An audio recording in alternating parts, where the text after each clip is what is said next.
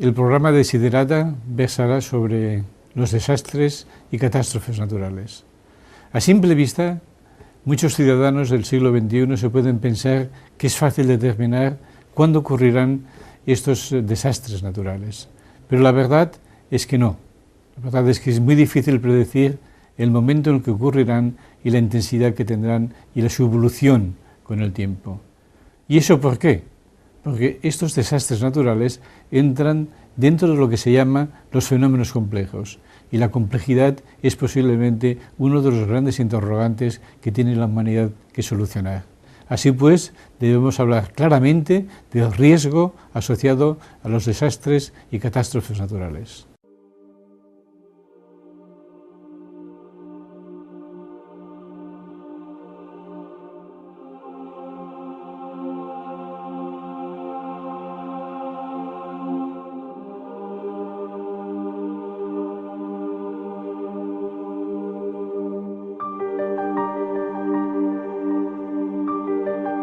Por ejemplo, si hablamos de terremotos, debemos tener en cuenta que el interior de la Tierra almacena una enorme energía interna que depende de las tensiones que se generan entre sus componentes. La Tierra tiende a disminuir dicha energía y lo consigue mediante la aparición del movimiento de las fallas que originan los terremotos. Predecir el momento en que aparecerán los citados corrimientos es muy difícil, porque todavía no se han identificado sus precursores, que no son otros que ondas sonoras o variaciones de temperatura que nos permiten mediante su detección saber el estado de la relajación de la energía terrestre. Sin embargo, los progresos son grandes al conocimiento específico de cada zona sísmica y a la capacidad informática de los grandes ordenadores para determinar el periodo en el que ocurrirán los terremotos, así como su magnitud. Mientras no se sepa predecir el día, hora y epicentro de dichos fenómenos, no se debería, por ejemplo, construir un solo edificio a espaldas de que esto ocurra, ya que en este mundo artificial que hemos creado no somos capaces de controlarlo todo, porque de repente cualquier fenómeno atmosférico, como una simple nube de ceniza, nos recuerda que la naturaleza es capaz de pararlo todo. De todos modos, seamos optimistas, porque, a modo de ejemplo, un nuevo camino mucho más genuino que la física se está abriendo camino. A este nuevo camino se le denomina paleosismología. Por otra parte, el estudio de los fenómenos complejos se ha convertido en un tema prioritario de trabajo en universidades y centros de investigación a nivel internacional.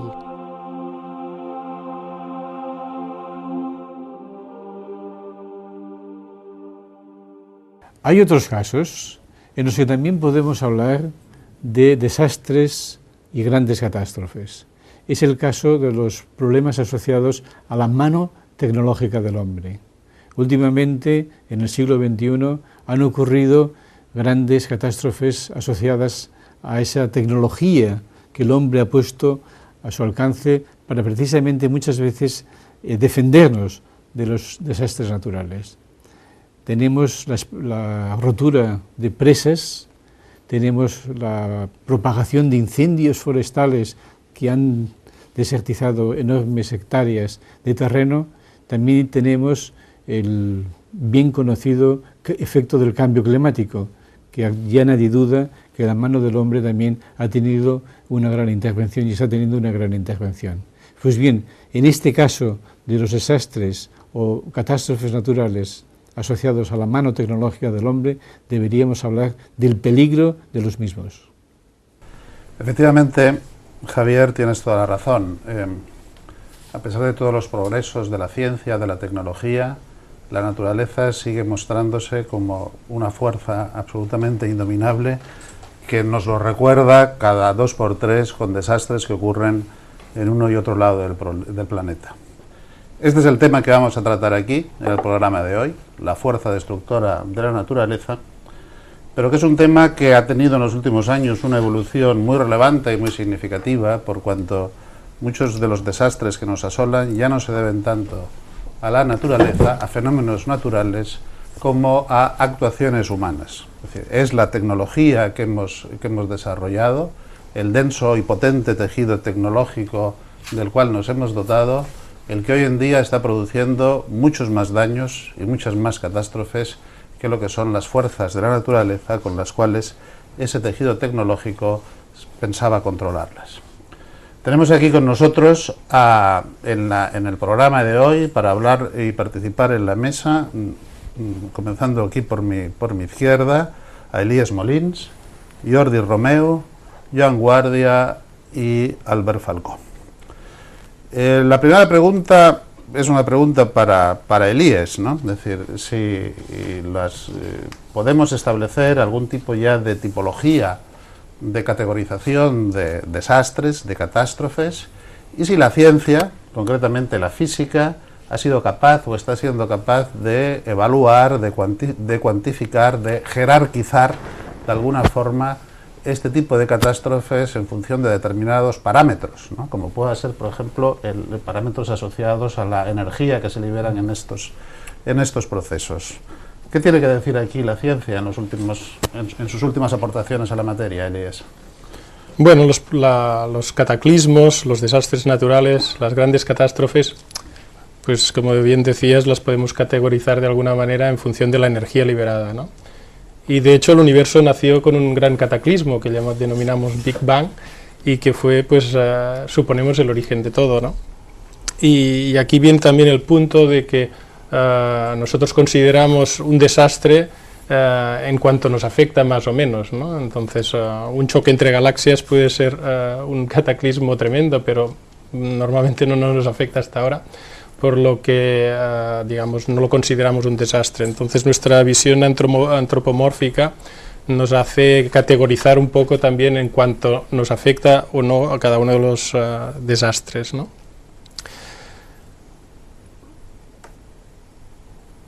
Para valorar la energía, normalmente se utiliza en el sistema internacional el Joule, ¿no? La unidad de energía.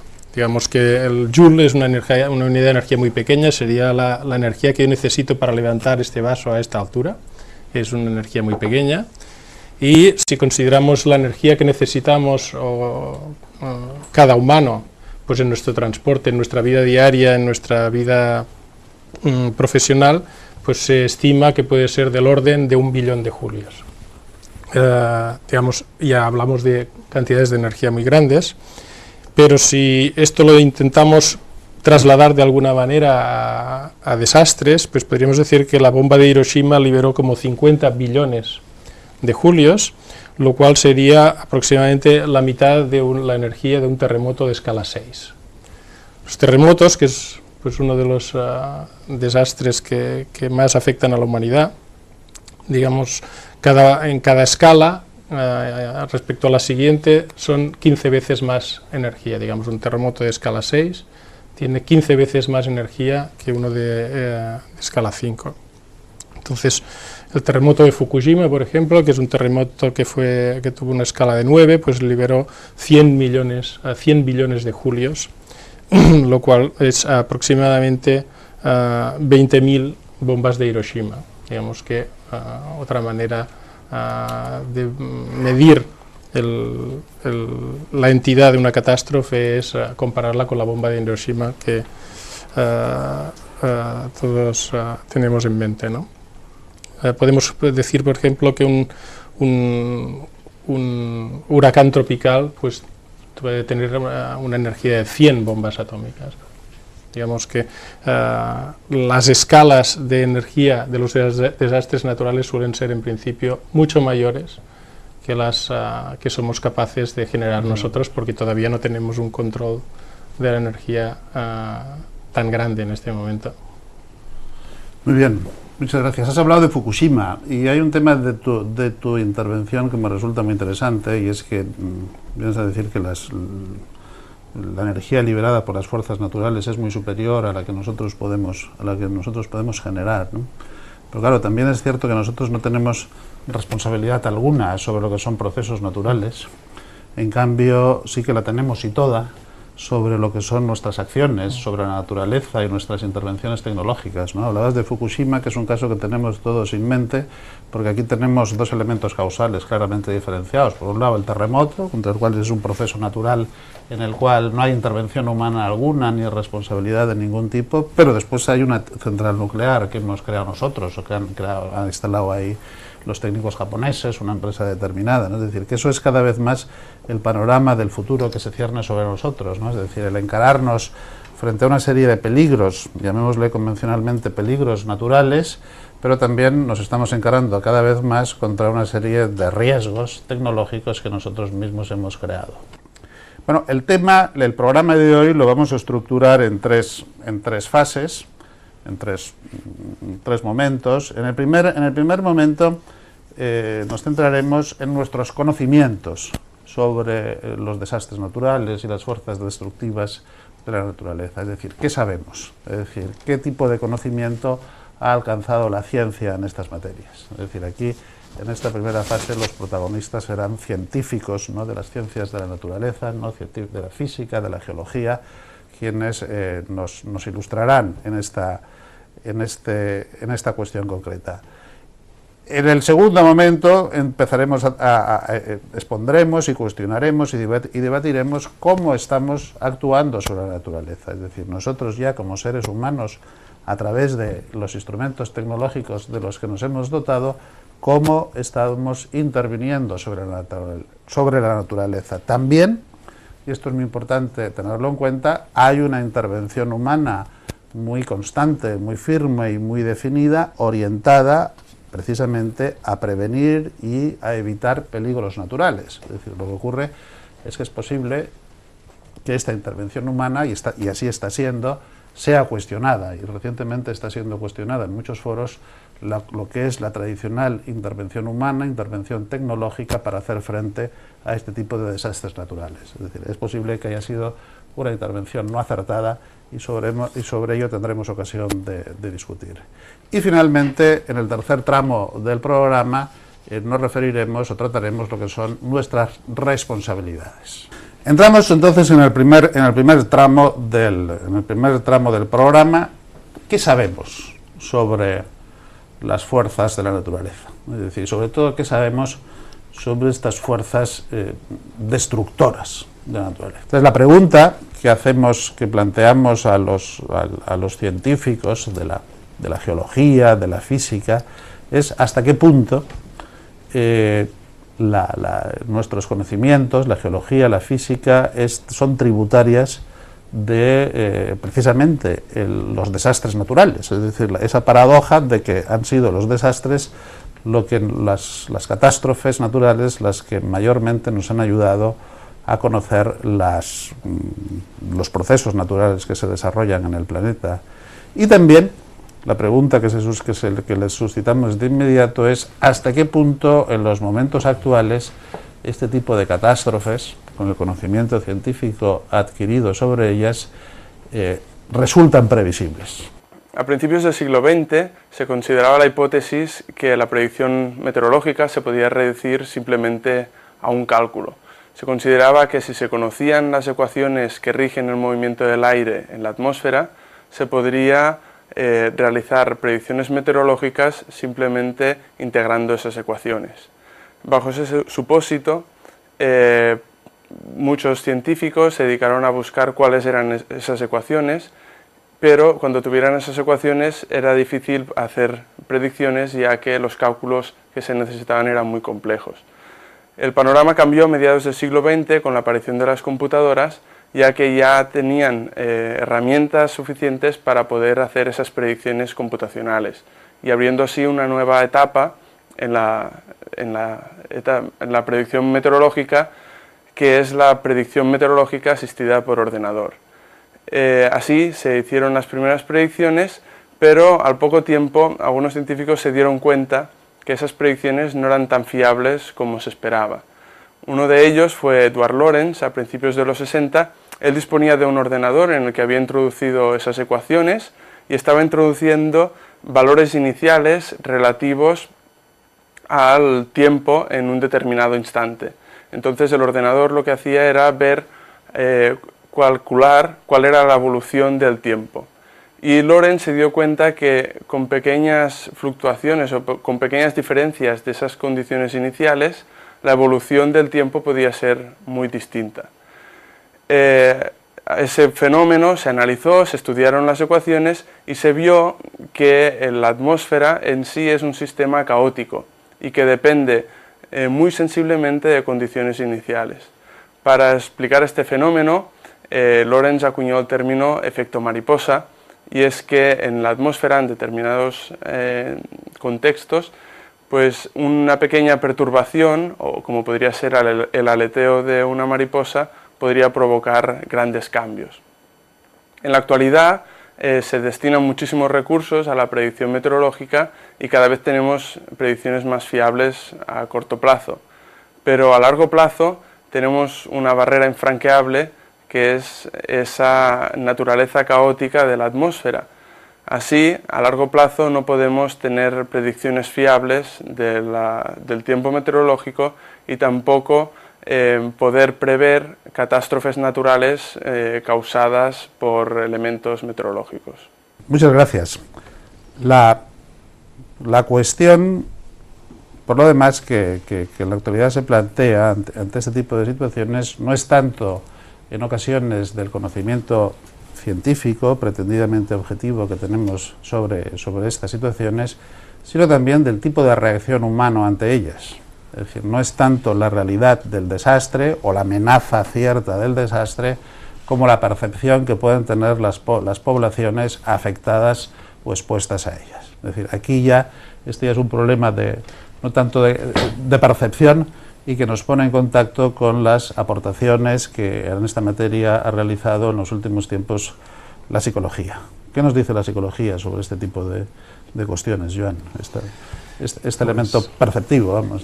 Pues verás, José, la verdad es que la psicología se ha focalizado una cierta mirada científica hacia ese tipo de fenómenos, como podéis comprender, con muchas dificultades, porque una de las características que desde la psicología parece evidente y que no hace falta justificar mucho es el efecto devastador que tiene en la vida de las personas que se ven afectadas tanto directa como indirectamente por una situación de este estilo. En general, los estudios que se han hecho desde los modelos psicológicos son estudios siempre más de seguimiento, de secuelas a medio y largo plazo de lo que ha sucedido a esas personas.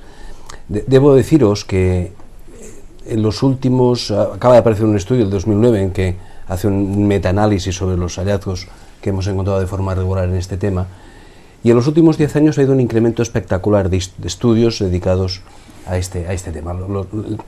Digamos, coincide con dos eventos ampliamente conocidos y que generan una constelación de respuesta humana muy parecida. Uno son los atentados terroristas en Nueva York en septiembre, que origina una respuesta en la población muy parecida a la que sucede en un desastre natural, otro desastre tecnológico, y también las consecuencias de Katrina.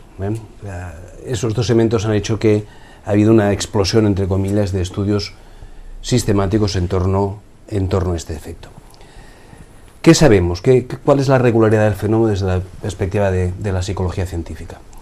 Pues veréis, lo que sabemos es relativamente que se da un esquema muy parecido en todos ellos, que se agrava un poco más en los desastres tecnológicos, pero que es muy parecido. La primera idea que se identifica es lo que los expertos llaman una idea de indefensión, es decir, sucede algo que yo no puedo evitar. En los desastres de carácter natural se interactúa esa concepción con una idea además muy preocupante, que tiene un enfoque más social y que ya discutiremos si os parece. Y es que los grupos sociales que se ven más castigados por este tipo de situaciones son aquellos que tienen menos recursos para hacer frente a ello. Porque, aunque conociendo que ocupan zonas, lo que tú llamabas las zonas de peligro que llamabas antes, sus condiciones de acceso no les permiten ir más allá. Y por tanto, el argumento que reportan estos sujetos cuando les entrevistan es que nunca había pasado, aunque todos sabíamos que pues, por esa zona caía un torrente o había habido, los abuelos decían, que había habido un terremoto, ¿no?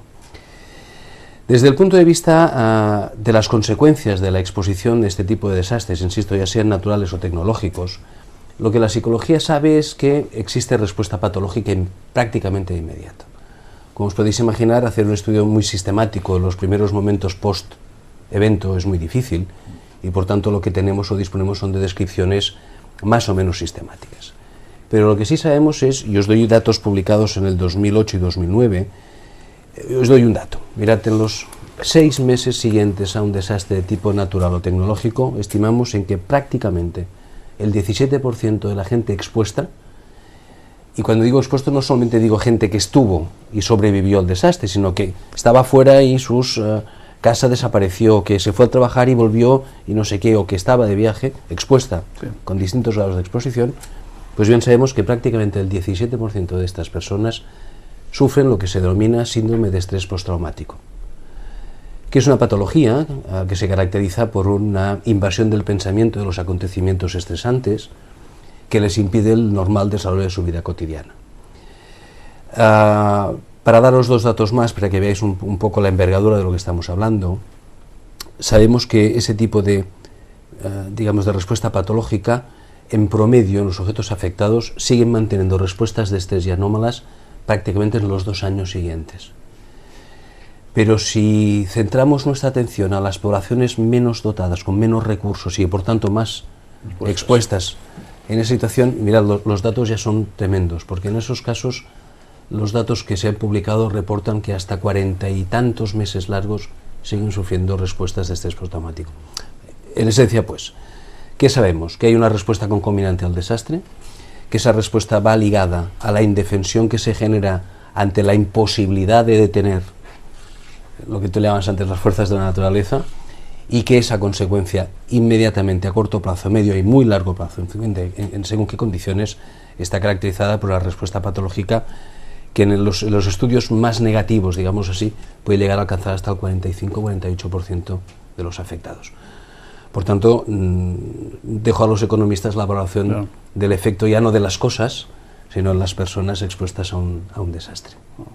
En cualquier caso, Joan, parece que hay, y está muy claro, una disociación entre lo que es los datos objetivos que puedan tener los expertos o los científicos, ¿no?, sobre la inminencia de un desastre y la cuantía de ese desastre, ¿no?, la magnitud de ese desastre y la percepción, ¿no?, por la población, ¿no? Que es... Si os doy un dato más, sí.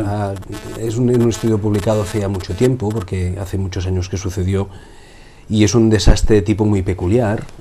Probablemente alguno de las personas que nos está viendo y oyendo hoy se acordará, hace finales de los 70 hubo un incendio de un camión de explosión en un camping en Tarragona. Los Alfaques. Los artículos y los trabajos publicados sobre los damnificados muestran que esa es la peor combinación de un sujeto humano ante la indefensión del desastre, claro, porque es un desastre tecnológico imprevisible en un ámbito en que la percepción de la probabilidad de que sucediera tendía a 0 y de una duración cortísima, porque los reports de esa situación muestran que prácticamente en cuestión de segundos, minutos, la gente murió no solamente por el efecto de las llamas, sino por el efecto del aumento de la temperatura. Por tanto, esa es una combinación realmente demoledora, ¿no? Es decir, un desastre, en este caso tecnológico, en un lugar absolutamente imprevisible, en un lugar absolutamente alejado, en un camping de vacaciones con gente en la playa, que es... bien, en esencia eso lo que hace confirmar un poco es esa idea que decías tú, ¿no? Los humanos vivimos fundamentalmente con una conciencia de que aquello que puede pasar no nos va a pasar a nosotros, y en consecuencia eso justificaría, pues bueno, asentamientos en zonas de peligro, conductas de riesgo, etcétera, etcétera, que como os podéis imaginar pues están muy tendentes al efecto personal de un desastre. Los alfaques, ya que ha salido, ¿no?, para los telespectadores más jóvenes, que serán los mayoritarios, ¿no?,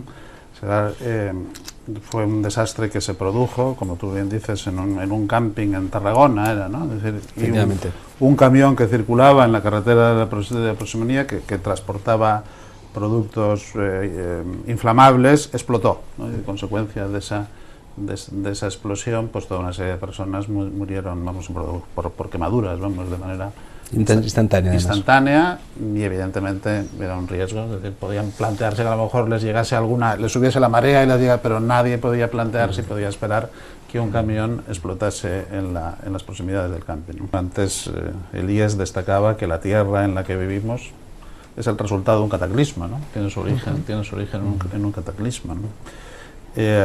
Bien, los geólogos nos dan cuenta de todo este tipo de desastres, también los astrólogos, ¿no? Que nos hablan de explosiones, de estrellas, ¿no? Esta contradicción entre la destrucción y el orden, ¿no? Es decir, que nos lleva derechamente a plantearnos el tema de la complejidad, ¿no? Un tema absolutamente central, según creemos, en la física moderna, en la física actual, ¿no? ¿Qué nos dice sobre ello? ¿Qué nos dices, Javier Tejada, sobre esta cuestión? Se trata de hablar complejidad. Bueno, pues qué mejor que poner un ejemplo de un fenómeno complejo. Eso es un vaso de agua, eso es una cucharilla. Si yo la agito violentamente, estoy generando un estado turbulento en el agua. Y la pregunta es, ¿podemos explicar el estado turbulento del agua dentro del vaso? Y eso es muy difícil. Incluso si cogiésemos grandes computadores, el problema sigue siendo muy difícil de solucionar. ¿Por qué? Porque de todas las moléculas de este vaso de agua, las deberíamos de dividir en pequeñas celdillas. Primero definir el estado inicial de esas celdillas, luego explicar cuál es la interacción entre las diferentes celdillas y luego explicar de esa interacción cómo ha evolucionado el movimiento de las diferentes moléculas de agua. Si un gran computador no es capaz de explicar con toda precisión lo que le pasa con el tiempo a estas moléculas de agua, es porque la predicción decae, la verdad de la predicción decae exponencialmente con el tiempo. Así que no nos debe de extrañar para nada que seamos incapaces de predecir qué es lo que nos pasará con el clima más allá de 5 años. La predicción del clima es una predicción que decae también su verdad con el tiempo y además su predicción es probabilística. Otro hecho fundamental de los sistemas complejos es que pueden pasar repentinamente del comportamiento determinista al comportamiento caótico. Y permítanme que les ponga 3 ejemplos muy sencillos. Una pequeña cantidad de una sustancia química, o bien puede curarnos, caso de la aspirina, por ejemplo, o bien puede producirnos la muerte, caso del veneno. Unas declaraciones de un alto ejecutivo de las finanzas puede hacer que la bolsa tenga un bajón repentino. Y también, en el caso ya que más nos afectaría a la humanidad, si estamos metidos en el cambio climático, bien pudiera ocurrir que un pequeño cambio en este cambio climático, por una variación pequeña en uno de sus ingredientes, pudiera llevar el clima a un auténtico caos. Así pues, los sistemas complejos no sabemos explicarlos y tenemos el peligro inherente de que pueden llevarnos al caos. Pasamos entonces ya al segundo tramo del programa, es decir, cómo es nuestra actuación, es decir, cómo valoramos la actuación humana sobre la naturaleza, sobre las fuerzas de la naturaleza y particularmente la actuación frente a desastres naturales.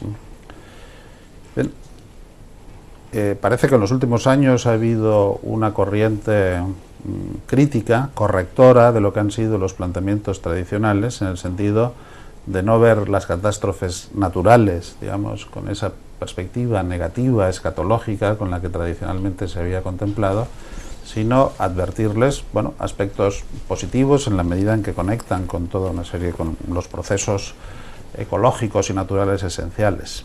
¿Qué nos dicen sobre esto, Gemma? Los últimos planteamientos de la ciencia, sobre todo de las ciencias de la vida, de la ecología, de la biología, en relación con el tratamiento que tradicionalmente hemos venido dispensando a este tipo de catástrofes. A mí quizá me gustaría incidir en este concepto de que las catástrofes es más como el hombre lo percibe. Es decir, el hombre percibe que hay cataclismos, desastres, que de hecho alteran sus proyectos o derrumban sus edificios, sus construcciones, y esa es la percepción que tiene. Sin embargo, si miramos realmente cuántas muertes hay al año por terremotos, tsunamis, ciclones, pues no llegan a un 10% de las muertes que tenemos por otras catástrofes que en cambio causa el hombre, como pueden ser las guerras civiles o las hambrunas. O sea que realmente, si lo miramos desde este punto de vista, las acciones humanas causan muchísimas más muertes que no estas catástrofes que no controlamos. Y si lo miramos desde el punto de vista de la biología, de los otros organismos vivos, quizá un ciclón o un tsunami no es tan catastrófico como lo puede ser que el hombre esté dragando constantemente los ríos, las costas, que esté talando masas forestales inmensas, que está de alguna manera destruyendo arrecifes coralinos, que está canalizando los ríos de manera que no hay manera de que luego esa agua pueda ser tamponada. Es decir, que realmente hay otras acciones que el hombre hace pensando que no hace catástrofes y que desde el punto de vista biológico es muchísimo más catastrófico. Pero bueno, no seamos tan pesimistas. El hombre quizá puede evitar algunas de estas catástrofes naturales que tanto le afectan, pero imitando más la naturaleza, creando o no destruyendo las zonas de tamponamiento, de homeostasis que hay. Por ejemplo, un arrecife coralino hace de tamponamiento de un tsunami, o los manglares, las marismas también, tanto para tsunamis como para inundaciones. En los ríos hay la capa freática, si no estuviera tan canalizado no habría tanto desastre. Es decir, si el hombre aprendiera a racionalizar los recursos y establecer estas zonas que la naturaleza tiene ya normalmente para hacer homeostasis, el outcome, el resultado final de ese ciclón, de ese tsunami, de ese terremoto, quizá no sería tan grave. Muchas gracias, Gemma. Muy ilustrativo el ejemplo que aportabas sobre todas las actuaciones que se han realizado para contener las inundaciones de los ríos, todas estas grandes obras, estos embalses, las obras de dragado, las obras de canalización, ¿no? Este planteamiento está cambiando radicalmente en los últimos tiempos. Incluso directivas europeas, la nueva directiva del agua, ya marcan claramente otra orientación en el sentido de desregular los ríos, los cursos de agua, es decir, eliminar en lo posible todo este tipo de intervenciones y dejar que fluyan, ¿no?, según su curso natural. Este tema nos pone también en contacto, es decir, si dejamos que fluya la naturaleza, ¿no?, es decir, dejamos que las fuerzas naturales, hidrológicas, en este caso, sigan su curso, bueno, se plantea evidentemente el problema de nuestra coexistencia, ¿no?, la coexistencia humana, los asentamientos humanos, ¿no? Es decir, esto ya nos pone directamente en contacto con la ordenación del territorio, con la construcción, con la arquitectura, ¿no? Jordi, ¿qué tipo de planteamientos tenemos? Es decir, existen, va tomando cuerpo cada vez más, me imagino, ¿no?, la consideración, tanto por parte del urbanismo como por parte de la arquitectura y de la tecnología de la construcción, ¿no?, de todo este tipo de situaciones que puedan darse, ¿no? Es decir, ¿qué tipo de previsiones existen tanto desde el punto de vista de la planificación como de la construcción en esta materia? Bueno, yo creo que son dos caminos. Un camino es el del urbanismo, con los ejemplos que acabas de dar, me parece que son muy ilustrativos. Por ejemplo, todo el tema de el asentamiento de Holanda y los Países Bajos, ¿no?, con todas sus diques, con todas unas obras de ingeniería importantísimas, debidas a unas inundaciones muy graves que tuvieron en los años 50, que en los años 50 se resolvieron de esta manera y que ahora probablemente se resolverían de otra, probablemente serían no asentándose en estos sitios y buscando unas cotas más altas para ubicar la población, ¿no? También en Alemania ha habido estos desbordes en el siglo XXI, en 2002, 2005 y 2010, que tanto el Danubio como el Elba han vuelto en cierta manera a insistir sobre sus trazados originales, ¿no? Es decir, que las zonas inundables existentes y que había generado la naturaleza fueron sistemáticamente alteradas por presas y por conducciones del río, canalizaciones, que al final la fuerza de la naturaleza ha intentado durante estos últimos 10 años volver a poner en su sitio. Por lo tanto, el tema de los asentamientos urbanos siempre es un tema que debería contemplar, y de hecho contempla todas las fuerzas naturales, los terremotos, las inundaciones, las zonas más pantanosas, y que en principio los asentamientos desde los griegos que tenemos conocimiento hasta nuestros días pues han intentado respetar esto, menos cuando no lo han conseguido, ¿no? Como bueno, todo el tema del Katrina y todo el tema de... Por lo tanto, desde este punto de vista, me parece de que el urbanismo se ha autogestionado de una determinada manera y que ha sido castigado cuando se ha enfrentado a este tipo de situaciones, ¿no? Respecto de la construcción es otro tema, la construcción está sometida a unas fuertes presiones por parte de los bancos y de las aseguradoras que forman parte de estos bancos. Por lo tanto, estas corporaciones requieren o exigen una calidad estructural que evidentemente resista a los vaivenes de la naturaleza, y hasta este momento el futuro parece de que irá por aquí, irá cada vez más por aquí, en contra de la autogestión, de la autoconstrucción o de esta forma más o menos americana de la desregularización del territorio, para no tener unas consecuencias tan dramáticas como lo que ha pasado recientemente en Florida. Jordi, ¿y estas tecnologías de la construcción, en principio más resistentes, son asequibles, en definitiva?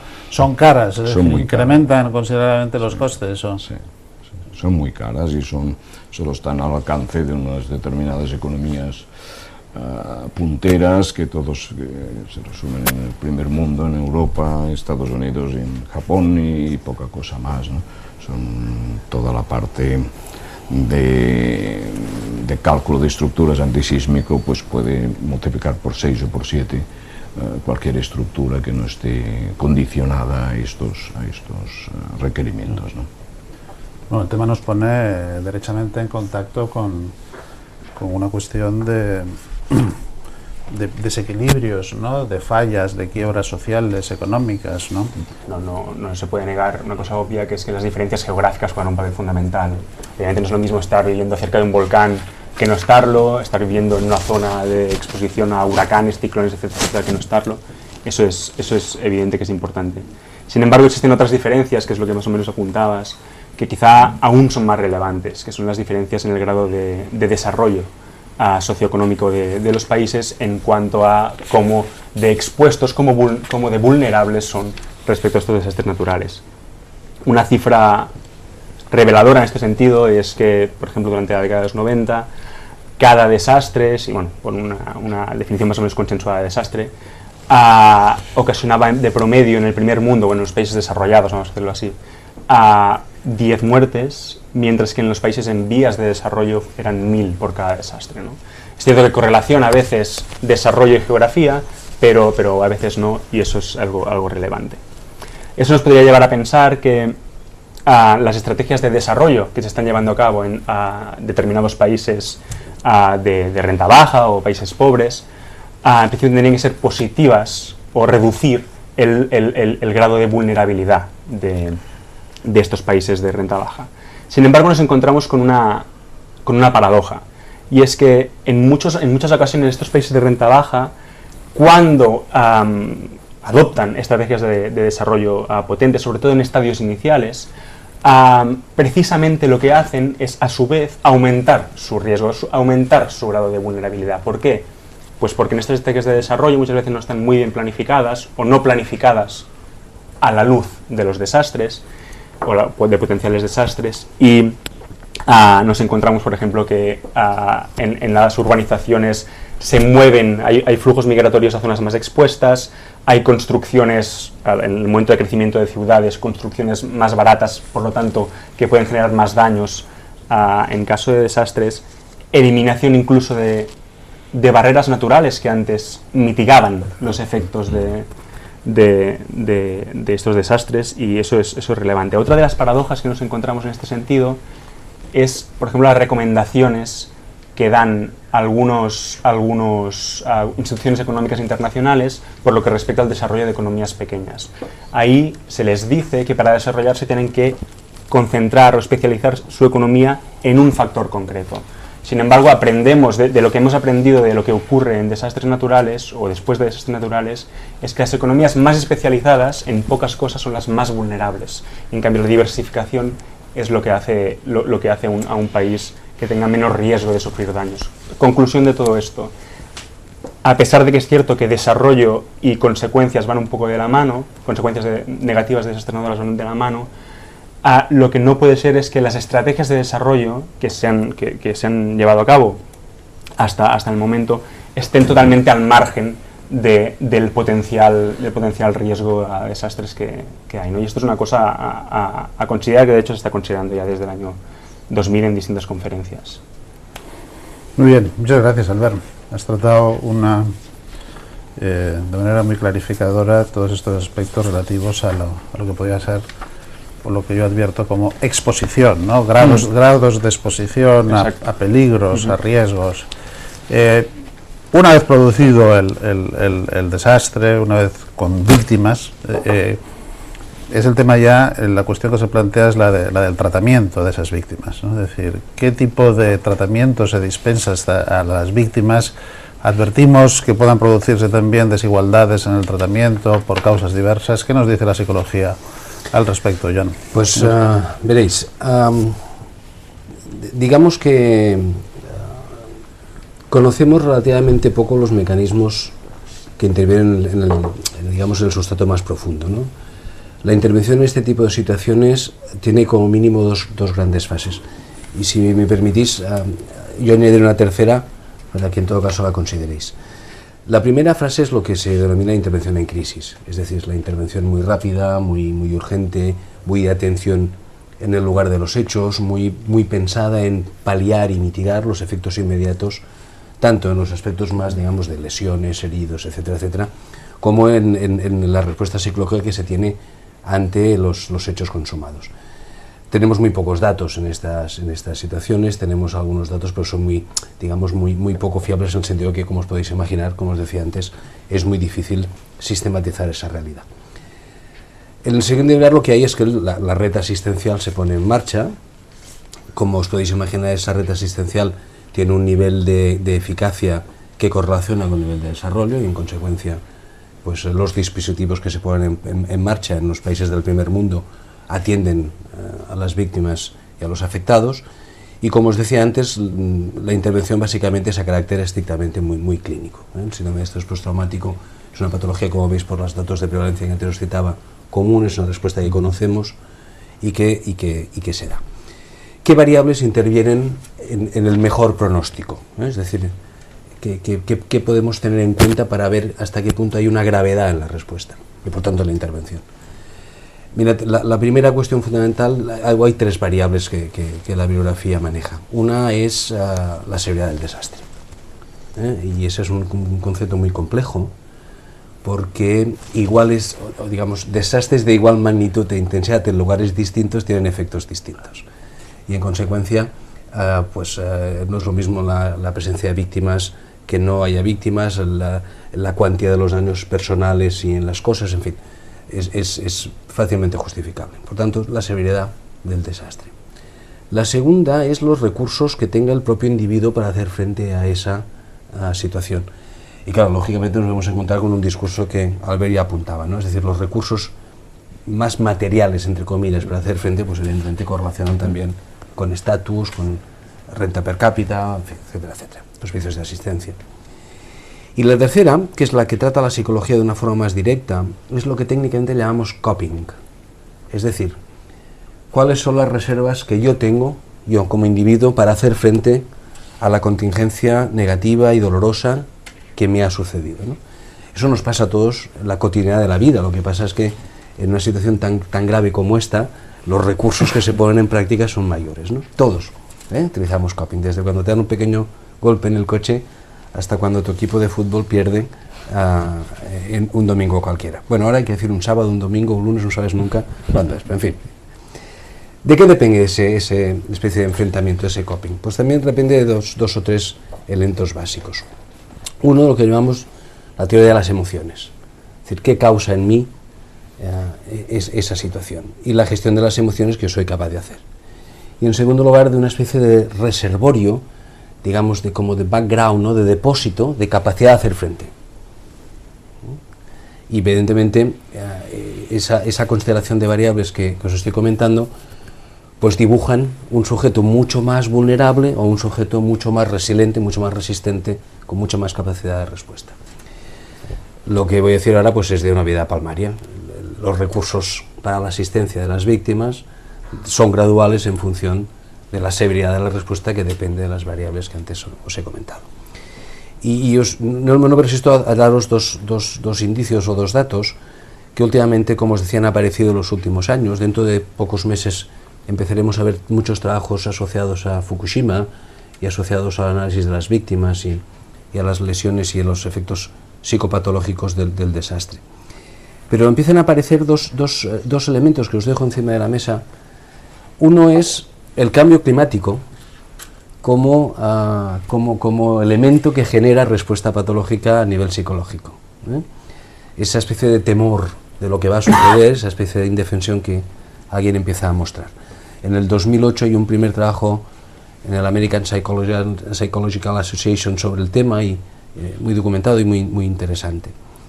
Y el segundo aspecto es que empezamos a encontrar respuestas igualmente psicopatológicas en este sentido, no ya ante desastres, sino ante un tipo de conflicto que es el conflicto social. Es decir, el ejemplo que últimamente se coloca es Haití. En Haití hay un desastre natural que genera un conflicto social donde hay más víctimas aún, y eso redunda en una especie de sobreañadido en toda esta situación. Por tanto, para haceros un panorama más amplio, estamos considerando, la psicología científica considera la repercusión de conflicto social violento asociado a un desastre normalmente natural, pero también tecnológico. Por lo tanto, el nivel de asistencia y de dar respuesta a esas situaciones un poco sigue este esquema que os acabo de hacer sucintamente. Muchas gracias, Joan.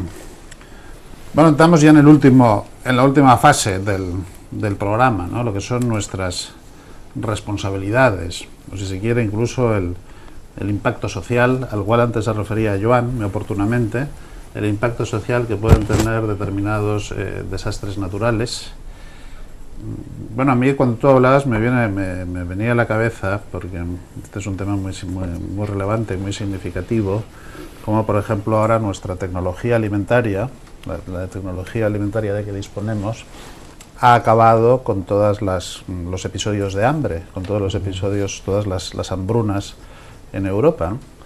Al mismo tiempo, esta tecnología alimentaria está generando los riesgos propios de la tecnología alimentaria, ¿no? Pero como antes, en muy buena medida, la historia de Europa, o la historia, hasta hace pocos años, hasta hace 20-30 años, está movida, uno de los grandes motores de la historia, y sobre todo los procesos revolucionarios, tenía su origen en procesos naturales. Es decir, que había, por causas naturales, una mala cosecha, eso originaba un conflicto social, una revuelta, de ahí se iba la Revolución Francesa, y a partir de ahí llegaba lo que llegaba, ¿no? Es decir, pero como también hoy en día muchos de estos desastres naturales, al menos en el primer mundo, ya no se producen, ¿no?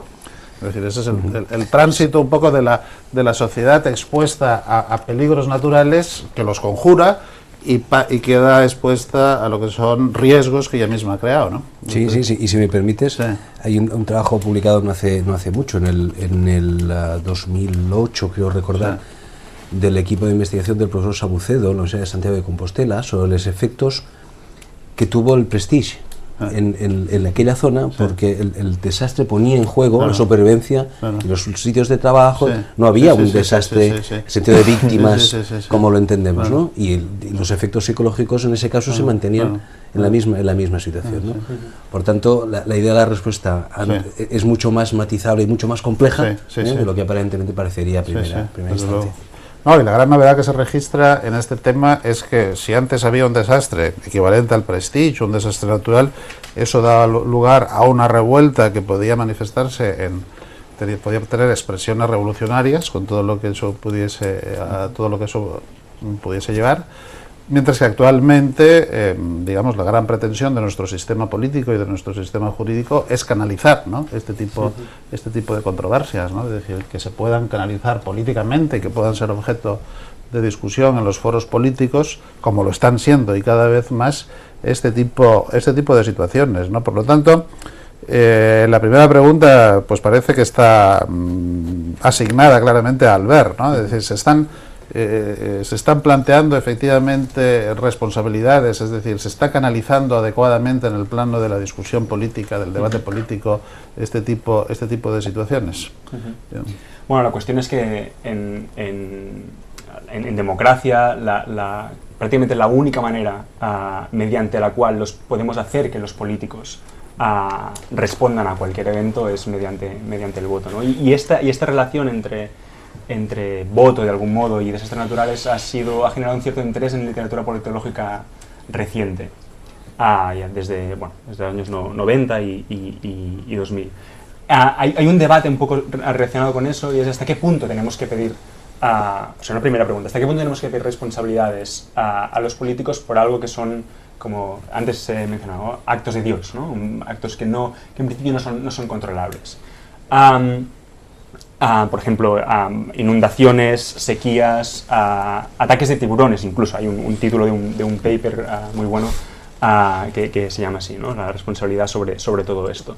Vemos, sin embargo, que cuando en estudios de comportamiento electoral, independientemente de la responsabilidad objetiva que tengan los políticos, los votantes tienden a votar más a la oposición cuando ocurren estos. Se canalizan sus frustraciones, sus daños, sus daños psicológicos, digamos así, votando al partido de la oposición. Es cierto que hay evidencia un poco ambigua en este respecto, pero hay estudios que lo apuntan así. Eso es lo que se llama retrospección ciega. En otros eventos en los que sí, o desastres o calamidades, en los que sí la responsabilidad de los políticos es más evidente, es más objetiva, sí que podríamos pensar, bueno, entonces sí que toca que efectivamente los votantes pues pidan responsabilidades a los políticos sacándolos del poder, votando al partido de la oposición. Sin embargo, otros estudios han apuntado que esta asignación de responsabilidades está muy dificultada en la práctica, por el hecho de que los votantes no saben muy bien quién es responsable de qué. Cuando conviven ciertas arenas, ¿quién es responsable? ¿El alcalde, el presidente el que está al cargo de la provincia o región, el presidente, digamos, del país entero? ¿Quién es el responsable? Los técnicos incluso, ¿quiénes son los responsables? Entonces, esto hace difícil la atribución de responsabilidades, que además está aún más dificultada por el hecho, y esto está comprobado, por el hecho de que los votantes, si sienten simpatía por determinados partidos, tienden a exonerar a los suyos, perdonarlos, en cambio culpar siempre al otro partido. Al final del día, un poco la conclusión es que con un solo voto, que es el mecanismo principal de asignación de responsabilidades que tenemos como ciudadanos, tenemos que decir sobre muchas cosas, y eso lo hace por necesidad imperfecto a la hora de atribuir responsabilidades también por desastres, ¿no? Y eso es algo importante sobre lo que la ciencia política reflexiona habitualmente. Muy bien, creo que Laia nos puede ilustrar con algunos ejemplos concretos y recientes.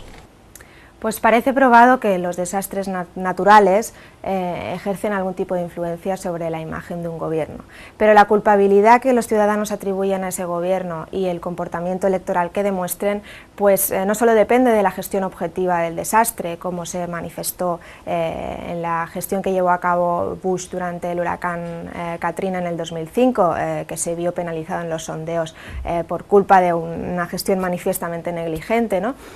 Sino que además pues, esa relación pues, puede darse, por ejemplo, por el hecho de que el político pues tenga una pericia a la hora de gestionar las consecuencias de la catástrofe, como demostró Schroeder durante el 2002, que ante pues unos sondeos electorales que no le daban la victoria en las elecciones a la Cancillería, pues después de las inundaciones del 2002 en el este de Alemania y de su actuación y de su actividad frenética, pues se produjo un vuelco electoral y finalmente se ganó las elecciones, ¿no? Otros elementos que debemos tener en cuenta, pues la cultura política de un país, es decir, en el 65, por ejemplo, en Nueva Orleans, el huracán Betsy pues se produjo en medio de una campaña electoral a las municipales.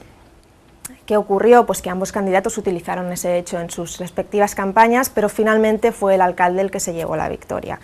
¿Qué explica ese resultado?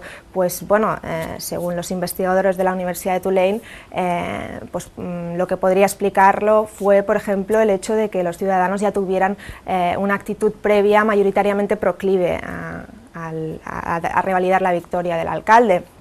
También el hecho de que los americanos pues tengan una imagen más positiva de sus representantes políticos. Todas estas actitudes previas de alguna manera influirían en el resultado final. Como también lo haría, por ejemplo, el hecho de que los ciudadanos no supieran qué grado de responsabilidad entrañaba el cargo del alcalde a la hora de proteger a la ciudad. Y por último, el hecho de que muchos de ellos consideraran que un huracán es un acto de Dios y por lo tanto pues no se puede prever, e incluso consideraban que la utilización por parte del candidato opositor de ese hecho pues, era reprobable. En cualquier caso, la culpabilidad y la utilización de un desastre natural en el voto de los ciudadanos, pues de alguna manera depende no solo de la gestión objetiva de la catástrofe, sino también de la cultura política de un país, es decir, de qué grado de conocimiento tengan de sus instituciones los ciudadanos y qué valoración le den, o del grado de responsabilidad que le puedan atribuir a cada uno de sus responsables políticos. Todos estos temas que aquí tratamos, lo ha hecho ya Albert en su introducción, están haciendo cada vez más de todas estas cuestiones, de estos desastres, de estos peligros naturales, estos riesgos tecnológicos, objeto creciente de atención de la opinión pública. El protagonismo de los medios de comunicación social parece entonces destacadísimo. Elías, tú que has reflexionado sobre esto, ¿no? ¿Cómo valoras tú la actitud de los medios de comunicación social? Es decir, quizá en unos casos a lo mejor agrandan los problemas, los magnifican, ¿no? Quizá en otros casos, ¿cuáles? Tú que has reflexionado sobre esta cuestión, ¿a qué conclusiones has llegado? Bueno, el papel de los medios de comunicación es clave en estos casos, ¿no? Y en la percepción de la sociedad y sobre todo de las sociedades que no están directamente implicadas en el suceso, ¿no? Hay un aspecto muy importante que se ha progresado muchísimo, que es en la inmediatez. En la explosión del Krakatoa, que fue la explosión de una isla en el Pacífico en el siglo XIX, apareció en el New York Times al cabo de 3 meses, ¿no? Hoy día cualquier catástrofe que ocurre en cualquier sitio del planeta en cuestión de minutos se conoce en cualquier otro sitio, ¿no? Entonces la inmediatez supone también una serie de ventajas e inconvenientes. Ventajas porque el hecho de conocer un desastre pues puede hacer que se pueda actuar quizá no directamente sobre el desastre, pero sí sobre sus consecuencias y sobre sus víctimas, ¿no? Pero también, y en ese es un poco el aspecto que tú mencionabas,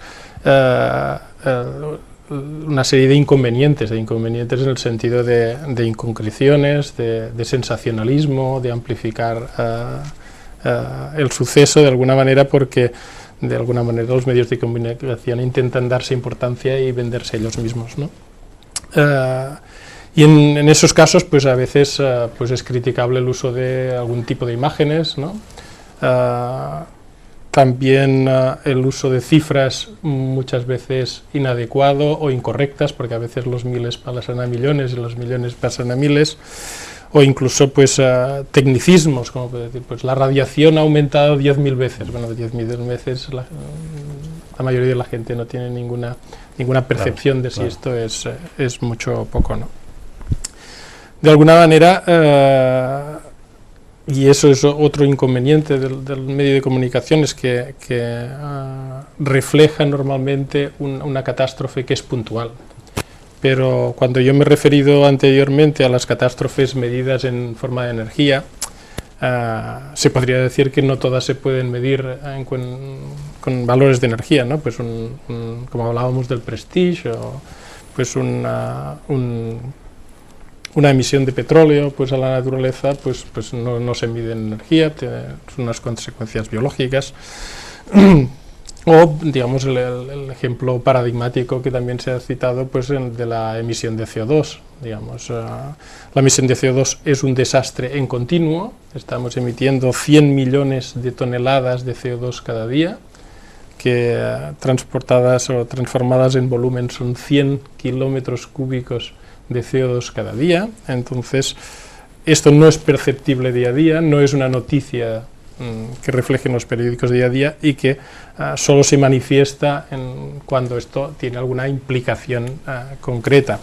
Entonces, desde luego los medios de comunicación tienen su papel importante, pero siempre echamos en falta un poco ese seguimiento de las noticias, porque pues son primera plana en un determinado momento, pero cada una semana difícilmente una noticia sigue estando allí en el candelero, ¿no?